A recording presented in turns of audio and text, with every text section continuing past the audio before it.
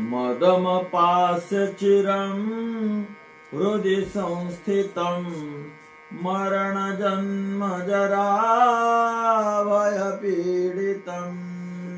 मदमपास्य चिरं हृदि संस्थितं मरणजन्मजरा भयपीडितम्। जगदुदीक्ष समीपभयाकुलं भजत रे मनुजा गिरिजापतिम्। जगदुदीक्ष समीपभयाकुलं भजत रे मनुजा गिरिजापतिम्। पदच्छे मदम अपास्य चिरं हृदि संस्थितं मरण जन्म जरा भयपीडितं जगत उदीक्ष समीप भयाकुलं भजत रे मनुजा गिरिजापती।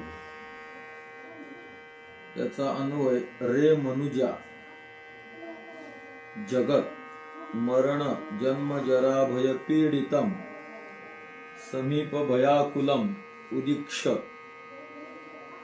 चिरम हृदि संस्थितं मदम अपास्य गिरिजापतिं भजत।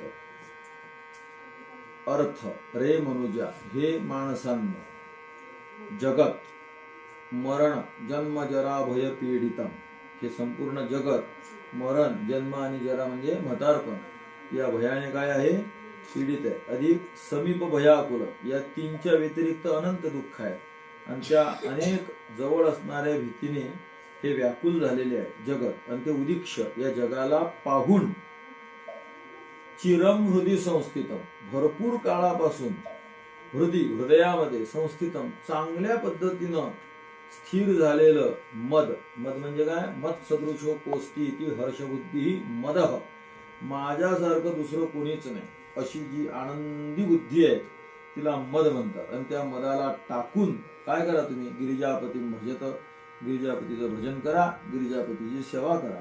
जगत दुःखानं आक्रांदलेलं आहे त्यामुळे आता ते पहा आणि आपल्या मनात जे मायासारखं कोण नाही हे जो मद आहे त्या मदाला टाकून गिरिजापती पार्वतीच्या पतीची सेवा करा त्याचं भजन करा।